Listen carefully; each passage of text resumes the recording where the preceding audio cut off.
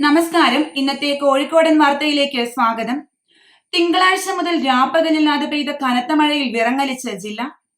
കാലവർഷം കണ്ണാടിക്കലിൽ ഒരാളുടെ ജീവനെടുക്കുകയും വിലങ്ങാട് മലയങ്ങാട് ഭാഗത്തുണ്ടായ ഉരുൾപൊട്ടലിൽ ഒരാളെ കാണാതാവുകയും ചെയ്തു. ജില്ലയിലെ പല പ്രദേശങ്ങളിലെയും ഗതാഗതം നിലച്ചു. പല പ്രദേശങ്ങളും ഒറ്റപ്പെട്ടു. കനത്ത മഴ ജില്ലയിലെ മലയോര പ്രദേശങ്ങളിലാണ് കൂടുതൽ നാശം വിതച്ചത്. കക്കയം ഡാമിൽ ജലനിരപ്പ് ക്രമാതീതമായി കൂടിയതിനാൽ 2 ഷട്ടറുകളും വിവിധ ഘട്ടങ്ങളിലായി 4 അടി വീതം ഉയർത്തി. ഒറ്റ രാത്രിയിൽ 10-ലധികം സ്ഥലങ്ങളിൽ ഉരുൾപൊട്ടലുണ്ടായെങ്കിലും കൂടുതൽ അപകടമുണ്ടാകാതിരുന്നത് നാട്ടുകാരുടെ മുൻകരുതൽ കൊണ്ട് മാത്രം. രക്ഷാപ്രവർത്തനത്തിനെത്തിയ റിട്ടയർ അധ്യാപകൻ KA മാത്യുവിന്റെ മരണം മാത്രമാണ് നാട്ടുകാർക്ക് തീരാവേദനയായത്. രാത്രി 12:30 മുതൽ അടിച്ചിപ്പാറ, മലപ്പാനൂം, വലിയപാനൂം, മലയങ്ങാട്, കുറ്റല്ലൂർ, പന്നിയേരി, വായാട്, മാടാഞ്ചേരി, ആലിമൂല തുടങ്ങിയ ഇടങ്ങളിൽ ചെറുതും വലുതുമായ ഉരുൾപൊട്ടൽ സംഭവിച്ചിരുന്നു. പ്രളയത്തിന്റെ നടുക്കുന്ന ഓർമ്മകൾ ഉണർത്തി തോരാതെ പെയ്ത പേമാരിയിൽ നാടും നഗരവും വെള്ളത്തിൽ മുങ്ങി.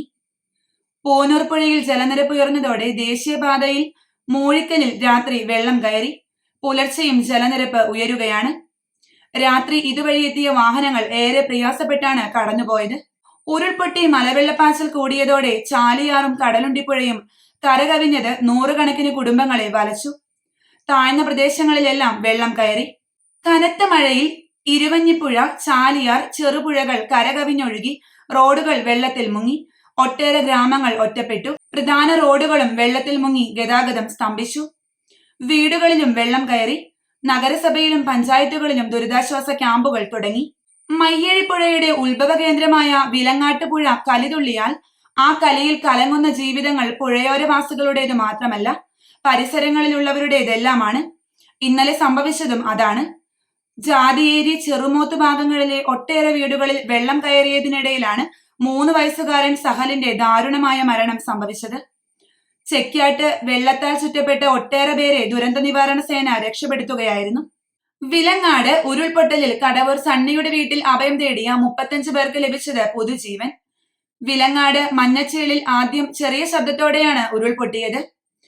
പുഴയിൽ നിന്ന് അസാധാരണ ശബ്ദവും കല്ലുകളുടെ ഉരുൾച്ചയും കേട്ട് വീട്ടുകാർ തമ്മിൽ വിളിച്ച് ഉരുൾപൊട്ടിയതാണെന്ന് ഉറപ്പുവരുത്തി.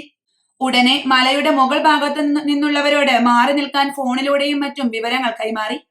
വളരെ പെട്ടെന്ന് തന്നെ 15ഓളം കുടുംബങ്ങളിൽ നിന്നുള്ള സ്ത്രീകളും കുട്ടികളും അടക്കം റോഡിനോട് ചേർന്ന സണ്ണിയുടെ വീട്ടിലേക്ക് അഭയം തേടി. താമരശ്ശേരി ചുരത്തിൽ വിള്ളൽ കണ്ടതിനെ തുടർന്ന് ഭാരം കയറ്റിയ വാഹനങ്ങൾക്ക് നിയന്ത്രണം ഏർപ്പെടുത്തി. ചുരം 2ാം വളവിന് സമീപം റോഡിലാണ് വിള്ളൽ. ഇപ്പോൾ വിള്ളൽ കണ്ട സ്ഥലത്തിനടുത്ത് നിർമ്മിച്ച കെട്ടിടം ചരിഞ്ഞതിനെ തുടർന്ന് പൊളിച്ചു നീക്കിയിരുന്നു. തുടർന്ന് ഇതിനോട് ചേർന്ന റോഡിന്റെ അരികിൽ നേരത്തെയും വിള്ളൽ വന്നിരുന്നു. നിയന്ത്രണം പ്രാബല്യത്തിൽ വന്നതോടെ ചുരത്തിന്റെ ഇരുവശത്തും 100 കണക്കിന് ചരക്കു ലോറികളാണ് നിർത്തിയിട്ടിരിക്കുന്നത്. ചുരത്തിലൂടെ അത്യാവശ്യ യാത്രകൾ മാത്രമേ നടത്താവൂ എന്ന് അധികൃതർ അറിയിച്ചു. വയനാട് ഉരുൾപൊട്ടലിൽ മരിച്ചവരുടെ എണ്ണം 163ആയി. 143 മൃതദേഹങ്ങളുടെ പോസ്റ്റ്മോർട്ടം പൂർത്തിയായി. 86 പേരെയാണ് ഇതുവരെ തിരിച്ചറിഞ്ഞത്. ഇതിൽ മുണ്ടക്കൈ മഹൽ സെക്രട്ടറി അലിയുടെ മൃതദേഹവും ഉൾപ്പെടുന്നു. 86 പേരെ ഇനിയും കണ്ടെത്താനുണ്ട്. 191 പേരാണ് ചികിത്സയിലുള്ളത്. നിലമ്പൂരിൽ ഇന്നലെ ലഭിച്ച എല്ലാ മൃതദേഹങ്ങളുടെയും പോസ്റ്റ്മോർട്ടം പൂർത്തിയാക്കി. ആരോഗ്യമന്ത്രി വീണ ജോർജ് സഞ്ചരിച്ചിരുന്ന വാഹനം അപകടത്തിൽപ്പെട്ടു. മലപ്പുറം മാഞ്ചേരി ചെട്ടിയങ്ങാടിയിൽ ഇന്നു രാവിലെ 7 മണിക്കാണ് അപകടം. എതിരെ വന്ന സ്കൂട്ടറിൽ ഇടിക്കാതിരിക്കാൻ വെട്ടിച്ചപ്പോൾ മന്ത്രിയുടെ വാഹനം വൈദ്യുതി പോസ്റ്റിൽ ഇടിക്കുകയായിരുന്നു. ചെറിയ പരിക്കുകളോടെ മന്ത്രിയെ മാഞ്ചേരി മെഡിക്കൽ കോളേജ് ആശുപത്രിയിലെ അത്യാഹിത വിഭാഗത്തിൽ പ്രവേശിപ്പിച്ചു. എക്സ്റേ ഉൾപ്പെടെ എടുക്കാൻ ഡോക്ടർമാർ നിർദ്ദേശം നൽകി. ഉരുൾപൊട്ടലുണ്ടായ വയനാട് മേപ്പാടിയിലേക്ക് പോകുകയായിരുന്നു മന്ത്രി. നീണ്ട കാത്തിരിപ്പിനൊടുവിൽ കേരളത്തിന്റെ 3ാം വന്ദേ ഭാരത് ട്രെയിൻ ഇന്നു മുതൽ സർവീസ് ആരംഭിക്കുകയാണ്. എറണാകുളം ബംഗളൂരു റൂട്ടിൽ ആഴ്ചയിൽ 3 ദിവസമാണ് സർവീസ് നടത്തുക. 12 സർവീസുകളുള്ള സ്പെഷ്യൽ ട്രെയിൻ ആയിട്ടാണ് ഓടുക. നിരനിരയായി കിടത്തിയ മൃതദേഹങ്ങൾ തിരിച്ചറിയാൻ ഫോണിൽ ഫോട്ടോയുമായി എത്തുന്ന ബന്ധുക്കൾ. ഹൃദയഭേദകമാണ് ദുരന്തഭൂമിയിലെ ഓരോ കാഴ്ചയും. മണ്ണിനടിയിൽ ഇനിയും എത്ര പേരെന്ന് ഊഹിക്കാൻ പോലുമാകില്ല.